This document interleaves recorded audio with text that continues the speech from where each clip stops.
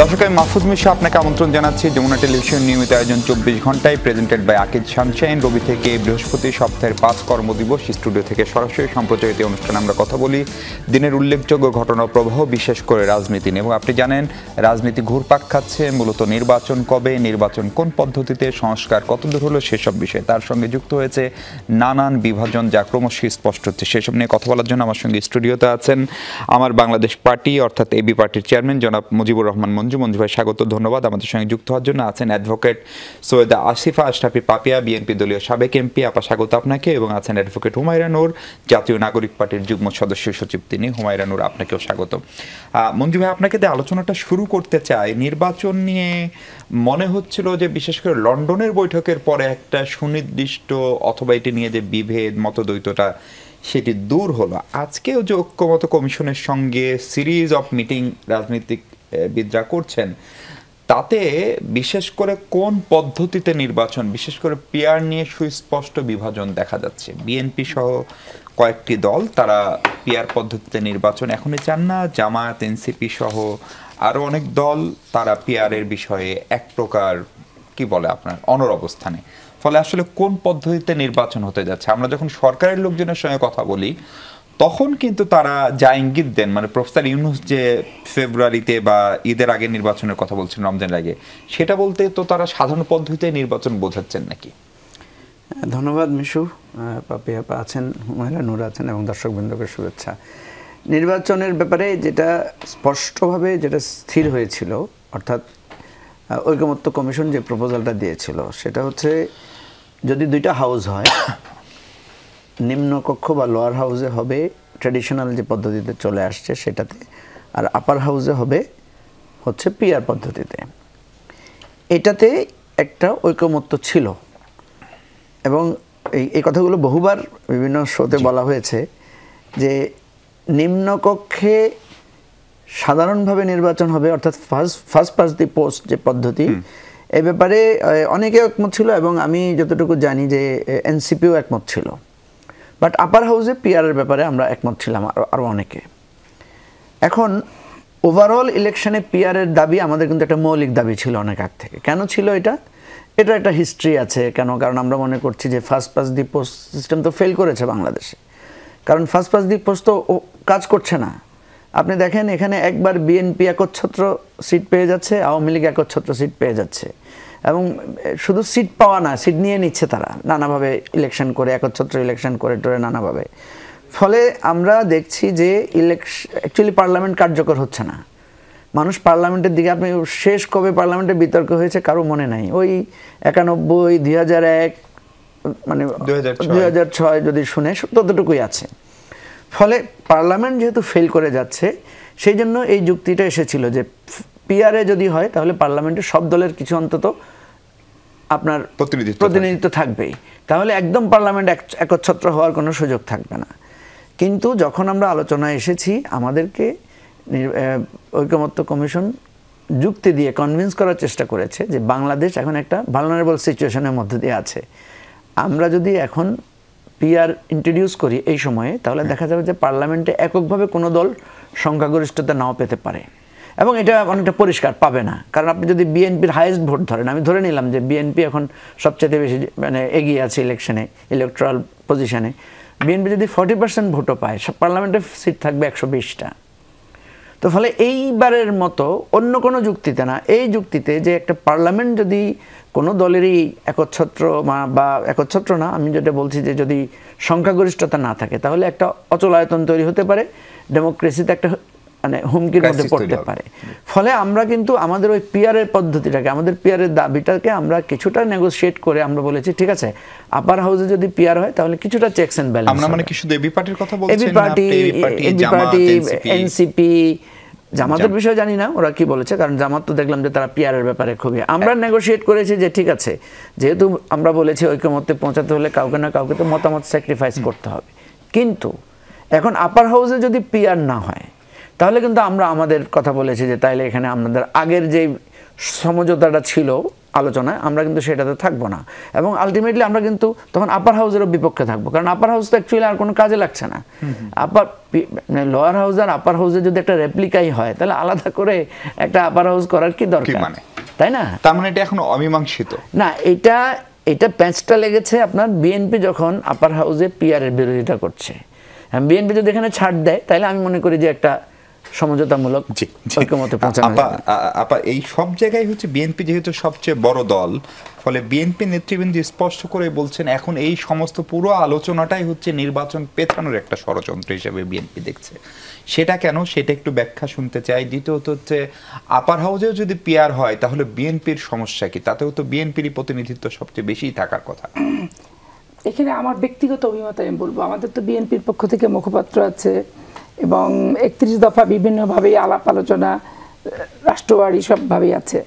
আমার ব্যক্তিগত অভিমত যদি আপনি চান, এই আপার হাউস লোয়ার হাউসেরও বিপক্ষে আমি। নর্মাল যেভাবে নির্বাচনটা হচ্ছিল বাংলাদেশে, মানে 300 সিটের নির্বাচন, এই নির্বাচনটাকে কিভাবে নিরপেক্ষ পার্মানেন্টলি করা যায়, সরকারি প্রশাসন এবং দলীয় আধিপত্যবাদের নিরোধ করা যায়, সেইটার পদ্ধতি বাতলে এবং যারা নিরঙ্কুশ সংখ্যাগরিষ্ঠতা পাবে তারা স্বৈরাচার যাতে হতে না পারে পার্লামেন্টে যেয়ে, এবং রাষ্ট্রপতি প্রধানমন্ত্রীর ক্ষমতার ভারসাম্য, এই জিনিসগুলো নিয়ে আপনি কঠোর এবং কঠিন পদক্ষেপ নিয়ে একটা সিদ্ধান্তে পৌঁছাতে পারাটাই ছিল সবচেয়ে উপযুক্ত। কিন্তু বাংলাদেশের রাষ্ট্র ক্ষমতা পরিবর্তন এবং রাষ্ট্র ক্ষমতা গণতান্ত্রিক পদ্ধতিতেই মোটামুটি নিরপেক্ষ নির্বাচন যখন হয়, তখন দেখা যাচ্ছে যে সুশীল সমাজের একটা অংশ ওরা কারোর প্রতি সন্তুষ্ট থাকতে পারছে না, বিশেষ করে যে যখন ক্ষমতায় থাকছে তাদের প্রতি সন্তুষ্ট থাকতে পারছে না। এই না থাকার কারণে তাদের এই সমস্ত প্রেসক্রিপশন একটা। দ্বিতীয়ত হচ্ছে এই যে এনজিও কেন্দ্রিক প্রেসক্রিপশন বাংলাদেশে, সেই আপনি মান্নান ভুঁইয়া আর হচ্ছে জলিলের ট্রাম্প কার্ড, সেই ফারুক, সেই এনজিওর যে নির্বাহী ছিল, এই আশা, এই নির্বাচন, এই যে এনজিও কেন্দ্রিক একটা উত্থান এবং এনজিও কেন্দ্রিক একটা নির্বাচনের পক্ষ বিপক্ষ, এইটা কিন্তু বাংলাদেশের দীর্ঘদিন থেকে আমি খুব নিখুঁতভাবে অবলোকন করছি। এখন আপনি রাষ্ট্রের স্বার্থে কোনো ব্যাপারে দুই একটি ছাড়া রাষ্ট্রের সাথে একমত হওয়ার ক্ষেত্রে বহু দ্বিমত আসতেছে, আর সেখানে আপার হাউস লোয়ার হাউস তারপরে আপনার এই যে পদ্ধতি, এই পদ্ধতিটা আমার কাছে একটা ভেগ পদ্ধতি মনে হয়। এটা একটা মূলা ঝুলায় দেওয়ার পদ্ধতি মনে হয়। সারা বাংলাদেশে কুড়ায় বাড়ায় কে কতটুকু আনুপাতিক হারে ওইখানে সংরক্ষিতভাবে থাকবে। আপনি কোটামুক্ত বাংলাদেশ চাচ্ছেন, আবার পরীক্ষা ভালো মতো প্রিপারেশন হয়নি, পড়তে পারিনি, অটো পাসও চাচ্ছেন। এই যে এমসিকিউর পরীক্ষা হয়েছে, এখানেও শুনছি 300 জনকে নাকি অটো পাস দেওয়া হয়েছে উইদাউট প্রিপারেশনে। যে কোনো বিষয় নিয়ে ছাত্রদেরকে নাবা দেওয়া হচ্ছে, আবার ভাগ করে করে এইটার জন্য নাবা যাবে, এইটার জন্য নাবা যাবে না, এইটার জন্য নাবো, ওইটার জন্য নাবো না। এতে হচ্ছে কি, পরীক্ষার যে রেজাল্ট কতগুলো পরীক্ষা কেন্দ্রে এবং কলেজের পাশই করেনি, এটা রেজাল্টটা বুঝেন। তাহলে কোটা মুক্ত চাইছিলাম কেন? মেধার বহিঃপ্রকাশের জন্য, মেধাকে সুপ্রতিষ্ঠিত করার জন্য। পিআর পদ্ধতি কি মেধা সুপ্রতিষ্ঠিত করে? কাকে কে ভোট দিবে, কে কার প্রতিনিধি, জনগণের তো জানার দায়িত্ব আছে, তো জনগণই তো জানে না। কিন্তু যে জনগণের নির্বাচন পিছিয়ে সরকারের কি লাভ? আমি সেটাতে আসতেছি, যে জনগণের দ্বারা নির্বাচিত হয় না, তো তাকে আপনি কিভাবে নির্বাচিত প্রতিনিধি বলবেন? আর সরকার নির্বাচন পেছানো না পেছানোর বড় কথা না, সরকার কিছু এজেন্ডা নিয়ে আসছে, এই এজেন্ডা একবারে 111 থেকে এজেন্ডা নিয়ে আসছে। তারা যে -2 এর এজেন্ডা তাদের মাথা থেকে এখনো যায় নাই, এটা একবারে পার্মানেন্টলি বদ্ধভাবে তাদের আছে, এবং তারা বিভিন্ন কলাকৌশল করে নতুন বাংলাদেশের স্বপ্ন দেখছেন।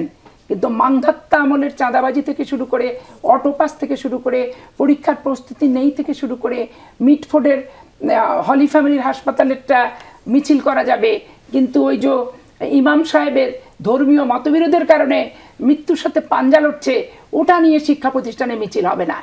তারপরে আপনার নরসিংদীতে কিংবা নারায়ণগঞ্জে যে ঘটনাটি ঘটলো, সিলেক্টিভ।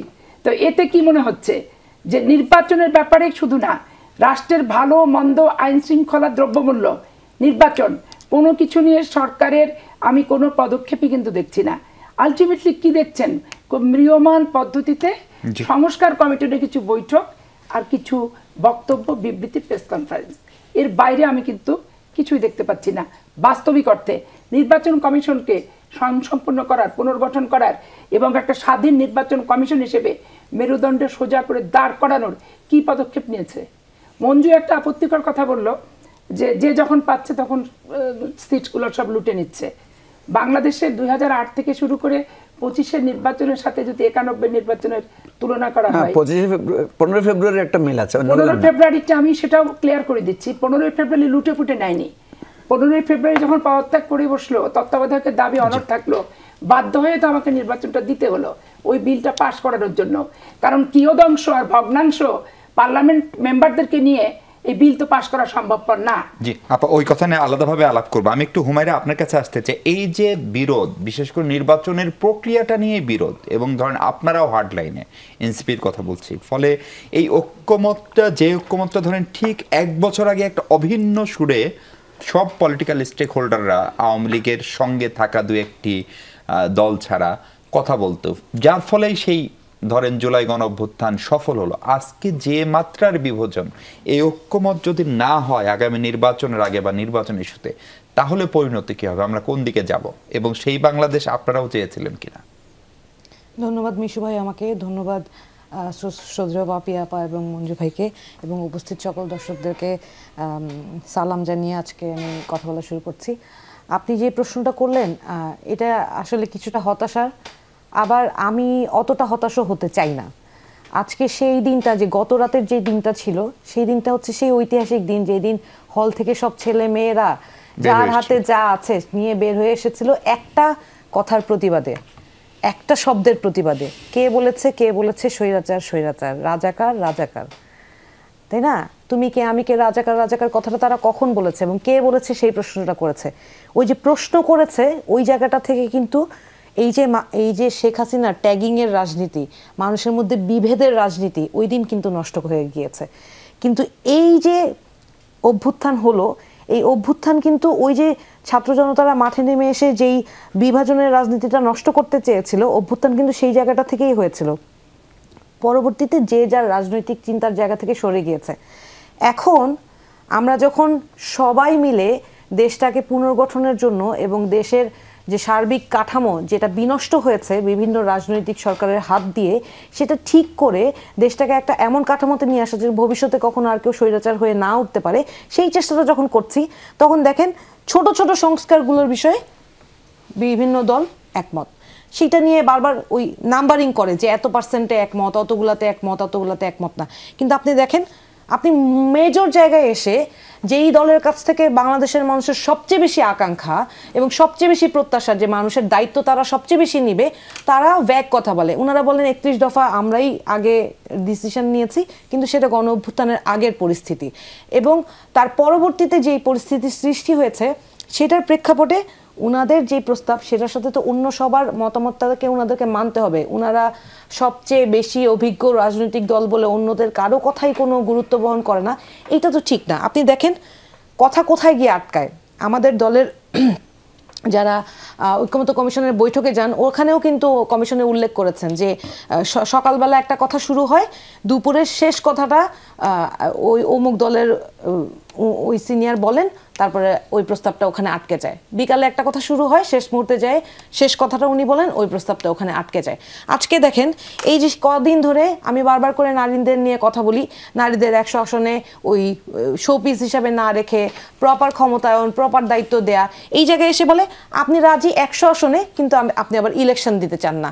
আপনি উচ্চকক্ষে রাজি, কিন্তু আপনি আবার পিআরে দিতে চান না। পিআর পদ্ধতিতে দিলে সুবিধাটা কি দেখেন, রাষ্ট্ররা তো আপনাকে সবাইকে নিয়ে, এখন এই পরিস্থিতিতে অভ্যুত্থানের পরবর্তী এখন যে বাস্তবতা, এইখানে তো আপনারা আসলে একা একা একটা বড় রাজনৈতিক দল বলে তারাই সব দখল করে বসে থাকবে এবং তারাই সব কিছু সিদ্ধান্ত নেবে, এই বাস্তবতা তো এখন আর বাংলাদেশে নাই। অন্তত এইটা তো আর প্রশ্রয় দেওয়া উচিত না। এখন বাংলাদেশের যারা রাজনীতি করে তাদেরকে আসলে প্রোগ্রেসিভ হতে হবে। কিভাবে ডিসিশন নেবেন, এটা প্রশ্রয় দিবেন কি দিবেন না নির্বাচন না হলে?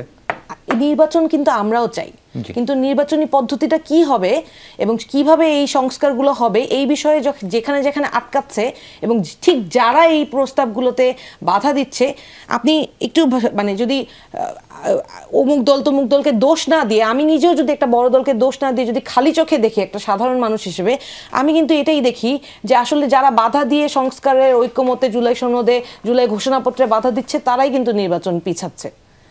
নির্বাচন কত তাড়াতাড়ি হবে এটা তাদের হাতে।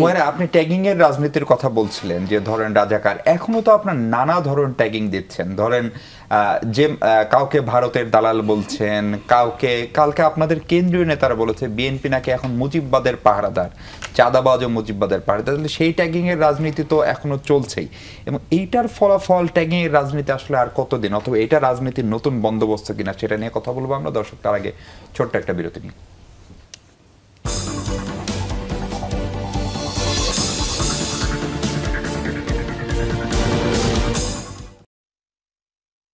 দর্শক, বিরতির পর স্বাগত আরেকবার। হুমায়ুন, আপনার কাছে যে প্রশ্নটা রেখে গিয়েছিলাম, ট্যাগিং এর রাজনীতি এখনো হচ্ছে, ফলে আপনারা অমুককে ভারতের দালাল, অমুক হচ্ছেন মুজিববাদের পাহারাদার, অমুক হচ্ছে চাঁদাবাজের দল, এবং যে ধরনের স্লোগান হচ্ছে, ধরেন বিভিন্ন দলের শীর্ষ নেতা প্রধান নেতাদের নিয়ে অশ্লীল ভাষায় স্লোগান হচ্ছে। এখন আপনি বলতে পারেন এগুলো সাধারণ শিক্ষার্থীর ব্যানারে হচ্ছে, জুলাই গণ অভ্যুত্থান তো সাধারণ শিক্ষার্থীর ব্যানারেই হয়েছিল। ফলে এগুলো করে আসলে কি নতুন রাজনৈতিক বন্দোবস্ত এনসিপি বা আপনারা দেখাচ্ছেন? প্রথমত আসলে আমাকে যদি জিজ্ঞেস করেন, আমি দায় এড়িয়ে কথা বলা আমি পছন্দ করি না। যেটা আমি অন্যের জন্য পছন্দ করি না সেটা আমি নিজেও করব না।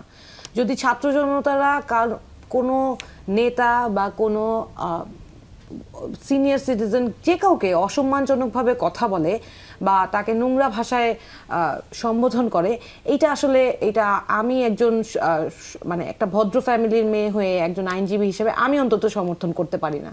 তো আমি আমার যেই ছাত্র ভাই বোনেরা আজকে একটা জায়গায় আলোচনা হচ্ছিল যে বুয়েটে পড়াচ্ছে, বুয়েটে নাই, রাজনীতি করা নিষিদ্ধ, অথচ বুয়েট থেকে এই ধরনের স্লোগান আসছে। কিন্তু ওই যে বললাম না যে গত বছর যখন অভ্যুত্থান হয়েছে তখনও অনেক ধরনের স্লোগান ছিল, হয়তো ক্ষোভ থেকে, অভিমান থেকে। তা আমি বলবো যে এখন আসলে সবাই একটু সচেতনভাবে কাজ করা উচিত, যে এই যে আগে যেই বন্দোবস্তটা ছিল সে একই বন্দোবস্ত যদি রিপিটেশন হয় তাহলে অভ্যুত্থানের কোনো মানে থাকে না। আর আমাদের এটা বললাম সাধারণ ছাত্রদের বিষয়ে, ওদের জন্য আমার যে বার্তা এটা ছিল সেটা। আর আমরা যেই বিষয়গুলো আসলে স্পেসিফিক্যালি তুলে ধরছি, আপনার দলের শীর্ষ নেতা বলেছেন, হ্যাঁ এটা তো আমরা বলেছি, এইটা আমি ওন করছি কথাটা। কারণ এইটা যদি আমি স্পষ্টভাবে আপনাকে উল্লেখ না করি, এগুলো আপনি কন্ট্রোল করা তো জরুরি। আমি আপনাকে এই কথা কেন বলছি, আপনি সচেতনভাবে আরেকটা রাজনৈতিক দলকে আমি এই কথা যখন বলি তখন আপনার বুঝতে হবে যে আমি রাজনৈতিক দলকে নষ্ট হয়ে যাওয়ার জন্য বলি না, বরং তাদেরকে আমরা অনুরোধের করার চেষ্টা করি যে আপনাদের কাছ থেকে আমাদের যে আশা যে আপনারা আরো বেশি সচেতনভাবে এই জিনিসগুলো কন্ট্রোল করবেন, যেখানে আপনাদেরকে ভেঙে আওয়ামী সরকার আবার উঠে আসতে চেষ্টা না করে, পলাতক শেখ হাসিনা দেশে ফিরে আসার চেষ্টা না করে, সেটা যাতে আপনারা প্রতিহত করেন, সেটাই আসলে বার্তাটা দেয়া। জি, তার মানে আপনারা বিশ্বাস করেন যে বিএনপি চাঁদাবাজদের পাহারাদার? বা আসলে ওই যে বললাম, আপনার দলের নিয়ম শৃঙ্খলাগুলো এত বেশি স্ট্রিক্ট থাকা উচিত যে কেউ এইভাবে এই ধরনের কাজ করে। সেদিন আমি দেখলাম বিএনপির এক ভাই বলছিলেন, আমরা তো আইনজীবী অনেকেই একসাথে বসা হয়, এক ভাই বলছিলেন যে যারা এই চাঁদাবাজি করেছে, যেসব এলাকার ছোট ছোট নেতা কর্মীরা, হ্যাঁ, তাকে বহিষ্কার না করে তার যে নেতা তাকে বহিষ্কার করো। হ্যাঁ, এটা করলে হবে কি, তার দায়ের জায়গা থেকে সে তার এলাকার কর্মীদেরকে সে কন্ট্রোল করবে। তো অনেক কিছু শেখার আছে এই ধরনের ঘটনা থেকে, আমরাও শিখি। আমি যেই দলটা করছি সেখানেও যাতে এই ধরনের ঘটনা না হয় সেটাও আমরাও প্রতিনিয়ত শিখছি অন্যদেরকে দেখে। কিন্তু ঢালাওভাবে যেগুলো দেখে মানুষ আসলে এত দিন যেই কষ্টের কারণে মানুষের এই ক্ষোভের উদ্গীরণ হয়েছে 24-এর গণ অভ্যুত্থান, সে একই সিনারিও রিপিটেশন। এই যে বারবার করে মানুষের কাছে শুনছি এক গ্রুপ চাঁদা নেয় না, একসাথে 2-3 গ্রুপ আসে চাঁদা নিতে, কোনো গ্রুপের ঠিক নাই। আমি বারবার বলছি যে এইগুলো তো কমবে কখন? আপনারা তো কোনো চাঁদাবাজকে প্রশ্রয় দিচ্ছেন না আপনার দল? না, কোনোভাবেই না। এইটা আমি ব্যবস্থা নিয়েছেন? হ্যাঁ বলছি, আমাকে যদি জিজ্ঞেস করেন আমি বলবো জিরো টলারেন্স। আমি এনসিপির কথা বলছি, এনসিপির পক্ষ থেকেই বলছি যে we should have zero tolerance about this matter. আমরা তো ফাইন্যান্সিয়াল পলিসি করছি, এখন আমাদের এটা পাস হয়নি, গঠনতন্ত্রটা পাস হয়েছে, ফাইন্যান্সিয়াল পলিসিটা মানে আংশিক পাস হয়েছে, আংশিক পাস এখনো বাকি আছে। তো তারপরেও আমরা চেষ্টা করছি যে স্বচ্ছতা রাখার। আর ইন জেনারেল যে দেশের পরিস্থিতি, সেই পরিস্থিতির বিষয়ে বলছি যে এই যে দেখেন যে আরেকটা রাজনৈতিক দলের বিরুদ্ধে আসলে ক্ষোভের জায়গাটা কোথায়, আমরা তো আশাটা ওনাদের কাছে বেশি করি। ওনারা আগে বলেছেন আওয়ামী লীগ সরকারের কারণে দল গুছাতে পারছে না, এই জন্য ওনারা কাউন্সিল করতে পারে না। আজ পর্যন্ত একটা কাউন্সিল হয় না। এই যে এলাকায় যে বিভিন্ন গ্রুপে গ্রুপে মারামারি, এগুলো কেন হচ্ছে? এই 11 মাসে 150 খুন, একাধিক এই যে ধর্ষণের মতো ঘটনা, এত বড় একটা রাজনৈতিক দল তাদের নেতাকর্মীদের দ্বারা, এটা কি মানুষ এক্সপেক্ট করে? ওনাদের কাছে তো আমরা ভালো এক্সপেক্ট করি, কারণ ওনারা আমাদের দিক নির্দেশনা দিবেন, ওনারা সিনিয়র, কিন্তু এইটা তো ওনাদের কাছে আমরা এক্সপেক্ট করি না। কিন্তু এই বিষয়ে যখনই ব্যবস্থা নিতে বলি তখন উল্টা পাল্টা আক্রমণের কথা শুনি। হ্যাঁ পাপি আপা, অনেকগুলো অভিযোগ। এক হচ্ছে ট্যাগিং এর রাজনীতি নিয়ে আপনারাও নানা ধরনের ট্যাগ দিচ্ছেন, আবার হচ্ছে পাকিস্তান, ভারতপন্থী, পাকিস্তানপন্থী, রাজাকার, মুক্তিযোদ্ধা, এই ধরনের ট্যাগিংয়ের পাশাপাশি চাঁদাবাজির অভিযোগ বিএনপির বিরুদ্ধে তীব্রভাবে, এবং বিএনপি ব্যবস্থাও নিয়েছে। সম্ভবত 4000+ লোককে বহিষ্কার করা হয়েছে। খোদ তারেক রহমান সাহেব আইন শৃঙ্খলা বাহিনীকে অনুরোধ করছেন তাদেরকে অ্যারেস্ট করতে। ফলে এই পরিস্থিতির আসলে উত্তরণ কিভাবে? ওটা আমি বলছি। তার আগেই যে আপনি বললেন যে আমরা হচ্ছে চাঁদাবাজদের পাহারাদার, এটা আমি বলি না, এটা এনসিপির একজন নেতা বলেছে, সেটা আপনি উল্লেখ করলেন। এটার আমি প্রথম আপত্তি জানাচ্ছি, কারণ বাংলাদেশ জাতীয়তাবাদী দল কোনো চাঁদাবাজ, কোনো দুর্নীতিবাজ, দুর্বৃত্তায়নের পাহারাদার হবে না। এখানে পাহারাদার আমরা হচ্ছে জনগণের। বাংলাদেশের 55,598 বর্গমাইল যে ভূখণ্ড আছে, এটার পাহারাদার আমরা। এবং বাংলাদেশের অর্জিত স্বাধীনতার যে সার্বভৌমত্ব 1971 সালে আমরা 30 লক্ষ মা বোনের রক্তের ইজ্জতের বিনিময়ে নিয়ে এসেছি, সেটার পাহারাদার আমরা। আমরা পাহারাদার গণতন্ত্রের, আমরা পাহারাদার হচ্ছে নিরপেক্ষ নির্বাচনের। এই কয়েকটি ছাড়া এখন যে যার মতো আঙ্গিকে রং লাগালেই লাগাতে পারে, কিন্তু সেই রঙে যে আমি রাঙাইতে হব কিংবা সেই রং আমার গায়ে লাগবে, লাগানোর চেষ্টা করলেই এটা একটা বৃথা প্রচেষ্টা। চাঁদাবাজ দেখেন, আমি 5-6 দিন আগে প্রথম আলোতে দেখলাম যে পাটগ্রামের ঘটনা সহ আরও 2-1 জায়গার ঘটনা, যে যুব দল, শ্রমিক দল বলে যাদেরকে চালানো হয়েছে। 3টা ঘটনার ভিতরে বরিশালের ঘটনাটা শ্রমিক দলের, সেই ছেলেটা শ্রমিক দলে যেটা ধর্ষণের ব্যাপার নিয়ে যেটা আসছে, সেটাতে বলছে যে হ্যাঁ সেটাই একমাত্র শ্রমিক দল। আর যাদেরকে যুবদল বলে চালানো হয়েছে সদস্য পদ পর্যন্ত নাই, সদস্য পদ পর্যন্ত নাই। এখন এই যে বহিষ্কার 4000-5000, আমি তো আর দল পরিচালিত করি না, দলের আমি সেরকম নেতৃত্বস্থানীয় মানুষও না।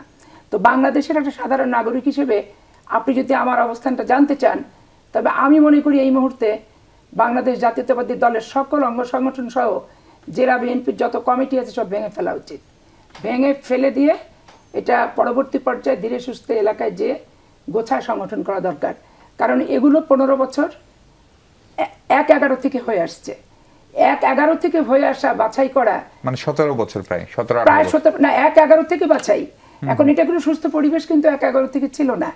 তারপরে আপনার এই 15 বছর তো আরও ছিল না, তো ছিলই যেখানে না 15 বছর। তারপরে 1 থেকে 30 জন কাটপেস্টের আসামি, হয় পলাতক নয় জেলখানা।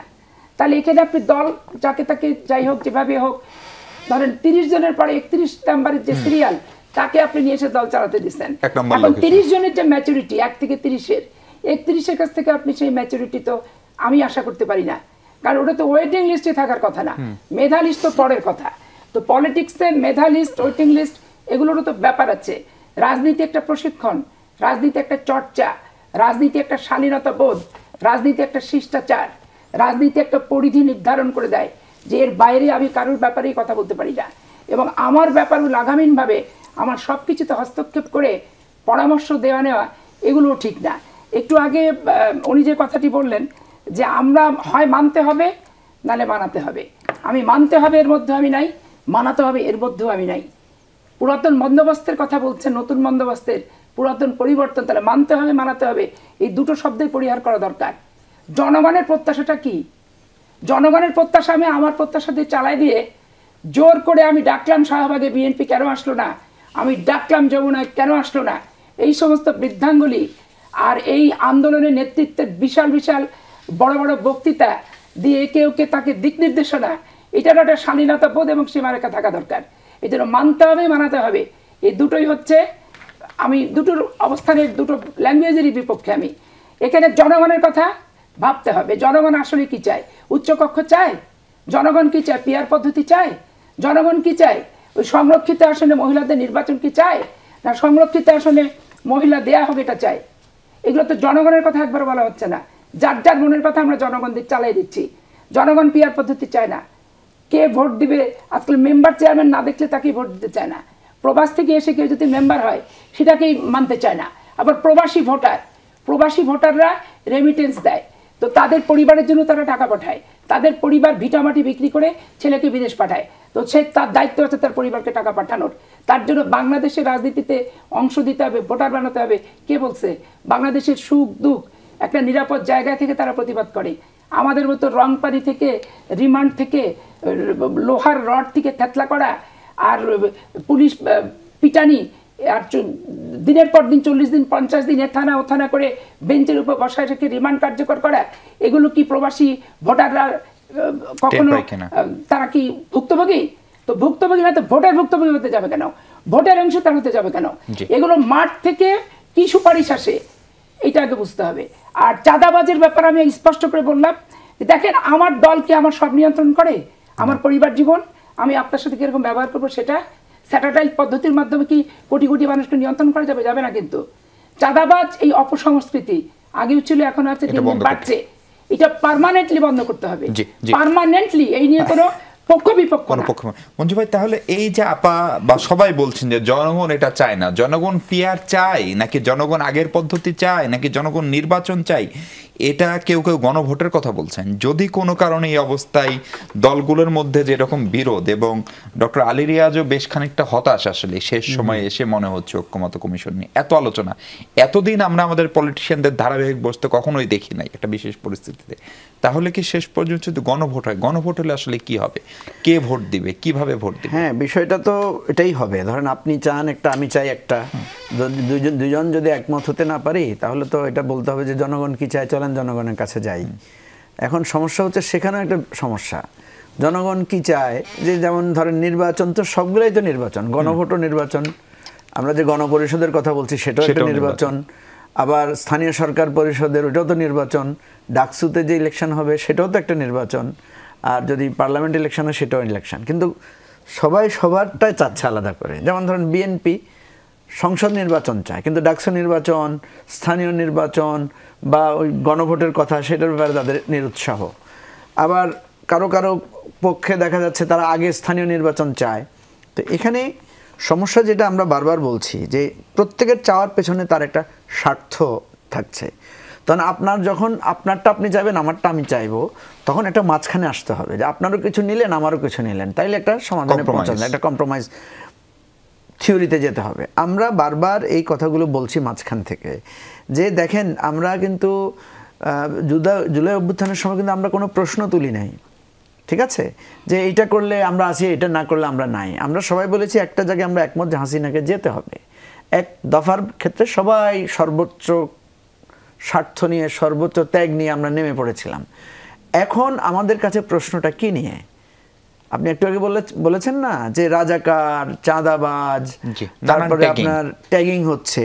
এখন কথা হচ্ছে স্বৈরাচার তো পালিয়ে গেছে, এখন কে স্বৈরাচার? 2 নম্বর হচ্ছে রাজাকার প্রশ্নটা তো সমাধান হয়েছে। ওই যে যেই দিন শেখ হাসিনা রাজাকার বলল সেদিন ছাত্ররা এটার বিরুদ্ধে দাঁড়িয়ে তারা বলেছে যে এই ট্যাগিং আমরা আর নিব না। দ্যাট মিনস রাজাকার কোশ্চেনটা কিন্তু সেখানে একটা সেটেলমেন্ট হয়েছে। আর এখন আমি যেটা মনে করি বিএনপি যে রাজাকার প্রশ্নটা জামাতকে উদ্দেশ্য করে তুলে, এটা ধরেন অন্য কেউ তুলতে পারে, বিএনপি তো তুলতে পারে না, কারণ বিএনপি তো জামাতকে বাংলাদেশের রাজনীতিতে রাজনীতি করার যেই সুযোগটা বিএনপি তো শুরু করে দিয়েছে। এবং 2 নম্বর হচ্ছে বিএনপি জামাতের সাথে একসাথ করে রাজনীতি করেছে, দীর্ঘ সময় ধরে জোট করেছে, সরকার করেছে। সুতরাং এটা যদি বিএনপি বলে তাহলে এটা তো বিএনপির বিপক্ষে যাবে এই প্রশ্নটা। আসল সংকটটা হচ্ছে আসলে চাঁদার ভাগটা কে নেবে, এটা নিয়ে আসলে সংকট। দেখেন যখন কোনো সরকার থাকে, দেখেন আপনি বিএনপির গত 15 বছরে বিএনপির কারো বিরুদ্ধে কি কোনো চাঁদাবাজির অভিযোগ দেখবেন? চাঁদাবাজির জন্য বিএনপির একটা লোককে বহিষ্কার করা হয়েছে? নাই তো। কেন নাই? বিএনপির কি শক্তি হঠাৎ বেড়ে গেল, হঠাৎ তার সমর্থন বেড়ে গেছে? না, বিএনপির সমর্থন বরং এখন আগের চাইতে কমছে। ঠিক আছে, আপনি যদি আগস্টের আগে ধরেন বিএনপির সবচাইতে বেশি সমর্থনপুষ্ট দল ছিল, সেই সমর্থনপুষ্ট দলের বিরুদ্ধে তো একটা চাঁদাবাজির অভিযোগ নাই কেন? এত বড় দল, এত সমর্থন, এত শক্তিশালী, একটা কারণে নাই, কারণ তার তখন ক্ষমতা ছিল না। এখন বিএনপির ক্ষমতাটা আসলো কোত্থেকে? বিএনপি যেহেতু সে আগে তাকে একটা একটা নিপীড়নের মধ্যে ছিল, একটা কষ্টের মধ্যে সে ছিল। এখন যখন কষ্ট চলে গেছে, এখন শুধু তো বিএনপি না, কোথাও কোথাও তো এনসিপির বিরুদ্ধেও চাঁদা বা নানা ভাগ বসানোর অভিযোগ উঠেছে, জামাতের বিরুদ্ধেও দুই এক জায়গায় উঠেছে। কেন উঠে এটা? এই যে আমি বলি যে চাঁদার দোষ আওয়ামী লীগ বিএনপির না, চাঁদার দোষ হচ্ছে ক্ষমতার দোষ। যে ক্ষমতায় থাকে তার বিরুদ্ধে অভিযোগটা ওঠে, সেই তখন ক্ষমতার অপপ্রয়োগ করে। এখন প্রশ্ন হচ্ছে যে আমাদের দেশে যেই ক্ষমতায় যাবে, এবি পার্টি যদি ক্ষমতায় যায়, এবি পার্টিও চাঁদাবাজ হয়ে যাবে একদম। আমাদের এটা আমাদের রাজনৈতিক পদ্ধতি। আপনি দেখেন এই যে ডিশের ব্যবসা, এই যে আপনার আমাদের এখানে হুন্ডি ব্যবসা, আমাদের এখানে যে ফুটপাতের ব্যবসা, আমাদের এখানে যে ইন্টারনেটের ব্যবসা, এই সব ব্যবসাগুলো একটা অস্বচ্ছতার মধ্যে দিয়ে চলে। এগুলোর কিন্তু কোনো রেগুলেটরি ওই ধরনের অথরিটি নাই। তারপরে যে ময়লার একটা ব্যবসা আছে, সিটি কর্পোরেশনের ময়লা তোলা টোলা, এগুলা হিউজ একটা ফাইন্যান্সিয়াল এবং একদম ক্যাশ টাকার লেনদেন এখানে আছে। ফলে এটা সবসময় সরকারি দল। দেখেন টয়লেটের পাহারাদার পর্যন্ত পালিয়ে গেছে কেন? এখন টয়লেটের পাহারাদার সব কোনো না কোনো দলের ছত্রছায়া আছে, যেখানে যে দলের ক্ষমতা আছে সেই দলের টয়লেটের পাহারাদার আছে। এই জন্য যেটা হচ্ছে যে আপনি যদি পদ্ধতি পরিবর্তন না করেন, এখানে বিএনপিকে ক্ষমতায় সরিয়ে দিয়ে কালকে যদি জামাতকে আপনি ক্ষমতায় বসিয়ে দেন, অন্য কাউকে বসিয়ে দেন, সেখানেও ঝামেলা হবে। কেন হবে? ক্ষমতা জিনিসটা এরকম। আপনি দেখবেন কিছুদিন আগে দেখেছেন না আপনি, তবলিগের মধ্যে মারামারি হয়েছে। তো তারা তো আদর্শিক একটা দল, তারা তো খুবই ধর্মীয় দল, তারা নিজেরা মারামারি করেছে কেন? এখানে এক ধরনের স্বার্থের দ্বন্দ্ব বা এক ধরনের ক্ষমতার জায়গা থেকে এটা হয়েছে। সুতরাং আমি এটা বিশ্বাস করি না যে এই অর্থের দ্বন্দ্ব, ক্ষমতার দ্বন্দ্বটা কোনো আদর্শের সাথে রিলেটেড। এটা বেশিরভাগ ক্ষেত্রে ক্ষমতার সাথে রিলেটেড। আপনি দেখেন যদি আপনি বিদেশের দিকে, মানে আমাদের উন্নত রাষ্ট্রগুলোর দিকে তাকান, তারা তো ওই ধরনের কোনো ধর্মীয় আদর্শে বিশ্বাসী না, তারা তো এক ধরনের নিয়ম নীতির মধ্যে গড়ে উঠেছে। সেখানে কি আপনি এই ধরনের স্বার্থের দ্বন্দ্ব আছে, চাঁদাবাজি নিয়ে খুন খারাপি আছে? নাই তো। কেন নাই? একটা কারণে নাই, যে এখানে সিস্টেম গড়ে উঠেছে। আমাদের এখানে সিস্টেমটা গড়ে তুলতে হবে সবাইকে। এই যে বিএনপি তার 5,000-6,000 লোককে সে বহিষ্কার করছে। আরে ভাই, বহু দলের তো 5,000-6,000 নেতাও নাই, কর্মীও নাই। এত বড় দল 5,000 কর্মীকে সে অনায়াসে বহিষ্কার করে দিতে পারছে। কিন্তু একটুবার কি তারা ভেবেছে যে বহিষ্কার করে কি কোনো লাভ হচ্ছে? লাভ হচ্ছে না তো। বরং আপনি যাতে বহিষ্কার করতে না পারেন, এখন কিন্তু চাঁদা নিব বলতেও পারবে না। বিএনপি কাকে বহিষ্কার করছে বলেন তো? একটা উদাহরণ দেখাতে পারবেন যে নিজে থেকে বহিষ্কার করেছে? সবগুলো পত্রিকায় নিউজ এসেছে, অথবা ফেসবুকে এসেছে, অথবা টেলিভিশন নিউজ হয়েছে, যখন হয়েছে তখন করেছে। তার মানে এখন সে করবে যে কারো থেকে চাঁদা নিলে বা কাউকে যদি মানে আপনি মানে কারো উপর যদি অধিকার হরণ করেন, তাকে আওয়াজও করতে পারবে না।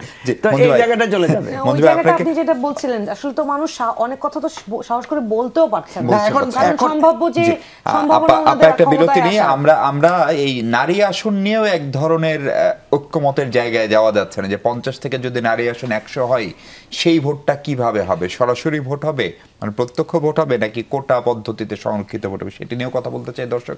তার আগে আবার একটা বিরতি নিই।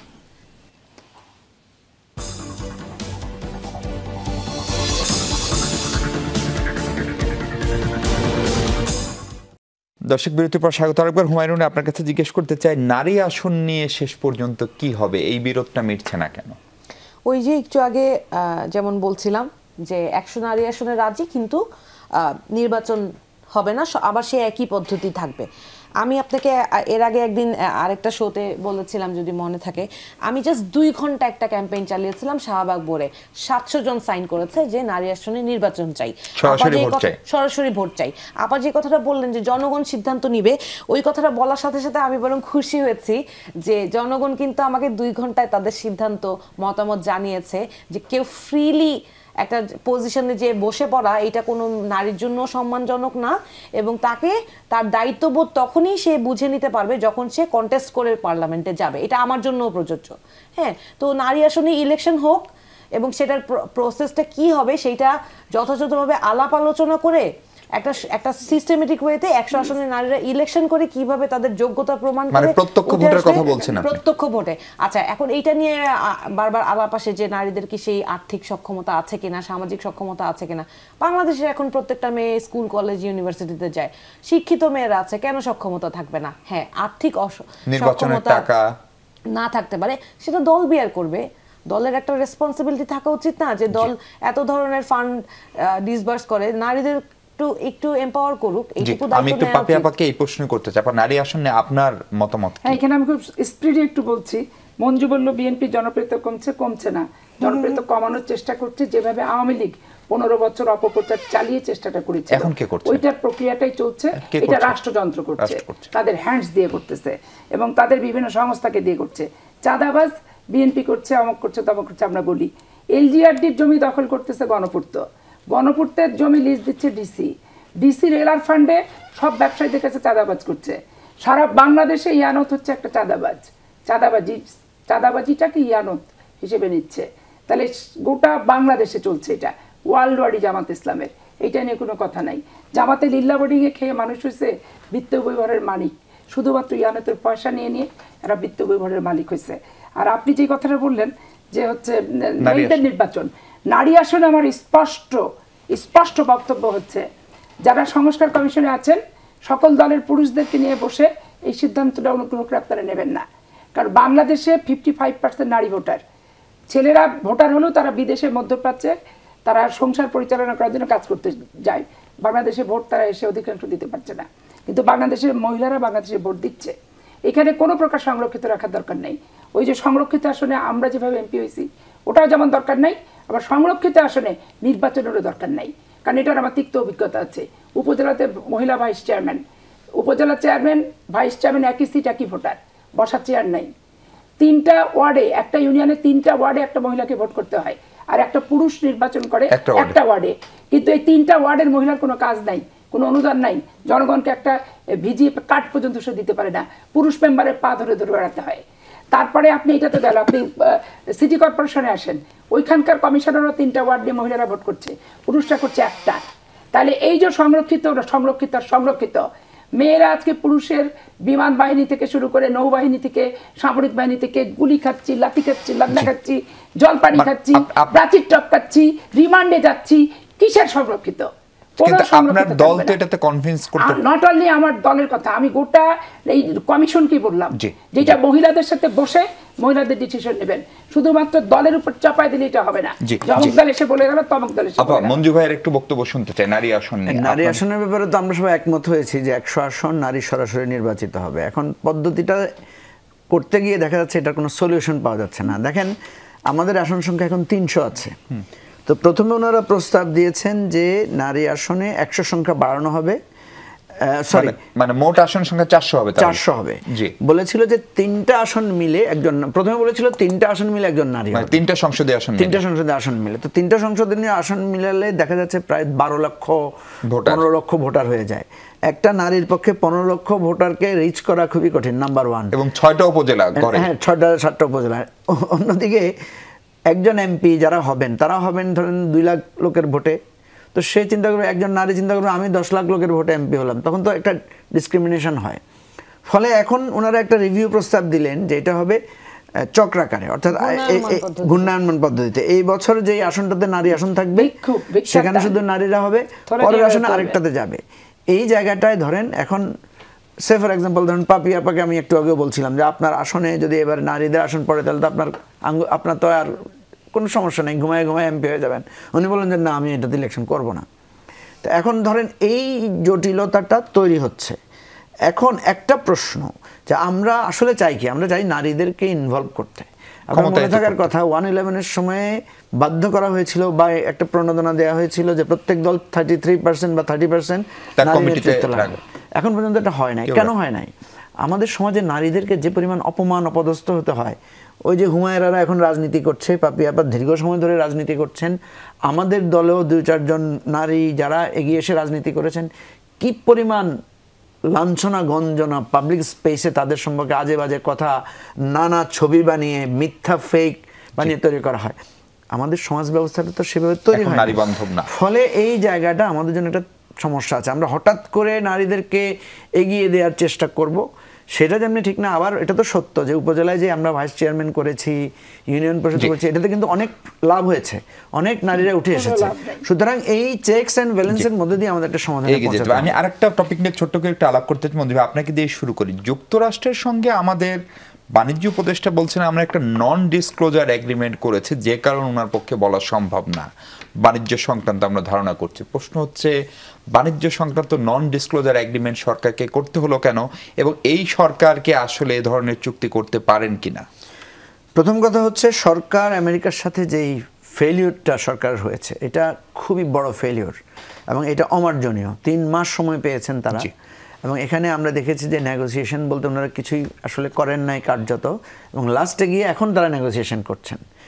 সুতরাং 35%-এর যে জায়গাটায় আমরা যে এত বড় একটা আমাদের ব্যবসার এত বড় একটা থ্রেটের মধ্যে আমরা পড়লাম, এটা আমি মনে করি এই সরকারের কাছ থেকে আমাদের প্রত্যাশা ছিল না।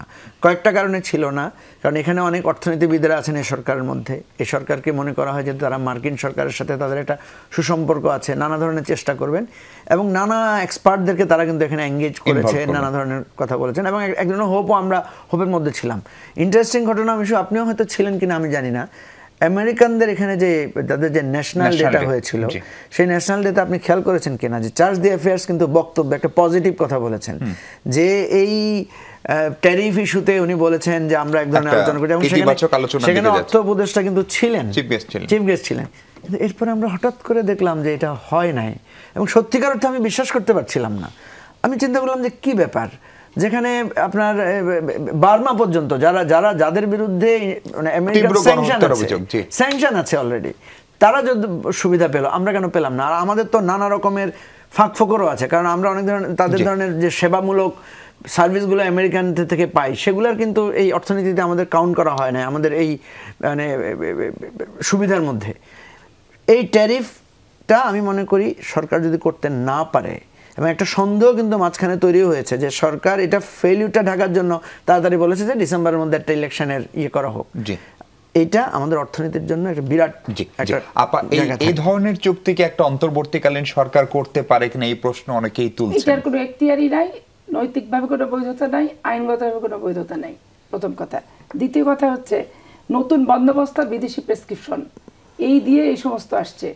এই আপনার দ্বিকক্ষ আর প্রথম কক্ষ, আর উচ্চকক্ষ আর নিম্নকক্ষ, তারপরে আপনার হচ্ছে এই মহিলা সংরক্ষিত আসনে নির্বাচন, একবার এটা একবার ওটা, এই সমস্ত বিদেশ থেকে ভিক্ষা করেও আনার দরকার নাই এই প্রেসক্রিপশনগুলি। আর আমাদের মহিলাদেরকেও আর বাংলাদেশের মানুষকে ভিক্ষুক বানানোর কোনো প্রয়োজন নাই। আমরা নিজের স্বকীয়তা নিয়ে, নিজের চিন্তা চেতনা দৃষ্টিশক্তি নিয়ে আমরা বেঁচে থাকতে চাই, বাঁচতে চাই। বাংলাদেশ কিভাবে রাষ্ট্রের যন্ত্রের সন্ত্রাসমুক্ত বাংলাদেশ হয়, রাষ্ট্র যাতে ভোটে ইন্টারফেয়ার করতে না পারে সেই প্রতিষেধক দরকার। ওই উচ্চ কক্ষ নিম্ন কক্ষ আর ওই অমুক পদ্ধতি তমক পদ্ধতি, এগুলো কোনো প্রয়োজনীয় না আছে বলে মনে করি। হুমায়রা, একদম শেষ সময়ে বলবেন আপনাদের নিবন্ধনের আপডেট কি? আজকে দেখলাম যে আপনাদের কাগজপত্র আরো 15 দিনের সময় দিয়েছে 66টা দলকে সম্মত, ফলে এনসিপি নিবন্ধন আসলে কবে হবে? আচ্ছা, ছোট করে একটা জিনিস, এই প্রশ্নের উত্তর দেওয়ার আগে একটা জিনিস বলি। একটু আগে প্রবাসী ভাইদের ব্যাপারে আপা একটা কথা বলেছেন যে ওরা ভুক্তভোগী না, এই জন্য ওদের ভোট দেওয়ার প্রয়োজন নেই, ওরা কাজ করছে, কাজ করুক। আমার কাছে প্রতিদিন অনেক প্রবাসী ভাইরা, আমাদের যে ডেসপোরা টিম আছে ওখানে কথা হয়, ওনারা বলেন যে আপা আমরা এত কষ্ট করি এখানে, আমাদেরও তো ভোট দেওয়ার একটা হক আছে, এটা নিশ্চিত করেন। সুতরাং আমি আজকের অনুষ্ঠানের মাধ্যমে প্রবাসী ভাইদের বলবো যে হ্যাঁ, আপনাদের জন্য কথা বলছি, আপনাদের দাবি আদায়ের জন্য আমরা চেষ্টা করছি, শেষ পর্যন্ত চেষ্টা করব। আর এনসিপির যে এই নিবন্ধনের প্রশ্ন, সেখানে অন্যান্য দলের যে এই নিবন্ধনের ইস্যুতে কি কি অসুবিধা হয়েছে সেটা আমার তো জানা নাই, তবে আমরা চেষ্টা করেছি 100% আমাদের যে নিবন্ধনের যে আরপিওর ক্রাইটেরিয়া সেটা ফুলফিল করার জন্য। এই বর্তমান পরিস্থিতিতে ওই যে আগেও একদিন বলেছিলাম, আবারও বলছি, এখন যে বর্তমান যে বিদ্যমান এক্সিস্টিং রাজনৈতিক দলগুলো আছে নিবন্ধিত, তাদের যদি নিবন্ধন বাতিল করে নতুন করে বলা হয় যে আবার নতুন করে নিবন্ধনের আবেদন করেন, তারাও এটা পারবে না। কিন্তু আমরা চেষ্টা করেছি। তো আমাদের একটা ছোট অবজারভেশন আছে, যেটা আমি এখন বলাটা ঠিক হবে না, কিন্তু ওই অবজারভেশনটা খুবই মিনিমাল একটা ইস্যু, যেটা মিটিগেট করা কোনো বড় ব্যাপার না। আমাদের নেতৃবৃন্দ এখন জুলাই যাত্রায় আছেন, ঠিক ওই কারণে ওই 15 দিন সময়টুকু নেওয়া, যে তারা ফিরলে একটা সাধারণ সভা করে ওই জিনিসটা মিটিগেট করে এই সমস্যার সমাধান করে দেওয়া সম্ভব। That's it. যে তার মানে আপনার আশাবাদী নিবন্ধনের বিষয়ে একটা ছোট অবজারভেশন এসেছে। প্রতীকের ব্যাপারে ওই যে আপনি ইসি কুক্ষিগত করে রেখে যদি আপনি ওই যে ভবিষ্যতে ক্ষমতায় আসবেন বলে আপনি ইসি যদি পক্ষপাত দুষ্ট হয়, এখানে আইনি কোনো বাধা নেই। দেখেন, আইনি কোনো বাধা নেই, শাপলা দেওয়ার ক্ষেত্রে আইনি কোনো বাধা নেই। একটা রাষ্ট্রীয় প্রতীক শাপলা না, শুধু সংবিধানে লেখা আছে মাঝখানে শাপলা, দুই পাশে অন্তর্বর্তী সরকারের ইসি। এই ইসি যে গঠন, সেটা তো আওয়ামী সরকারের নিয়মে ইসি গঠিত হয়েছে। বিষয়টা আমি একটু ক্লিয়ার করি। ইসির নিয়মে আছে আপনার এক্সিস্টিং যে সমস্ত মার্কারগুলো আছে, আপনাকে সেখান থেকে প্রতীক চাইতে হবে। আপনি যদি সেখান থেকে প্রতীক না চেয়ে নতুন একটা প্রতীক চান, সেটারও কিন্তু আপনাকে অ্যাপ্লিকেশন করতে হবে, এবং সেটা হচ্ছে পরের কথা। প্রথমত আপনাকে এখানে বলতে হবে যে আমি এক্সিস্টিং প্রতীকগুলো থেকে বিদ্যমান থেকে নিতে হবে। তো সেটা যদি আপনি পছন্দ না করেন, আমরা তো অপশন দিয়েছি, আমরা অপশন আমাদের প্রথম চয়েস যেটা আমরা চাই যেটা অন্তর্ভুক্ত হোক, বাকি দুটো তো আমরা এক্সিস্টিং যেগুলো আছে সেখান থেকে অপশন দিয়েছি। অনেক ধন্যবাদ অ্যাডভোকেট হুমায়ুন, ধন্যবাদ অ্যাডভোকেট আসিফ আশরাফি পাপিয়া, ধন্যবাদ মুজিবুর রহমান মঞ্জু, তিনজনকে। দর্শক, এই ছিল আলোচনা। ভালো থাকবেন সবাই, অনেক ধন্যবাদ।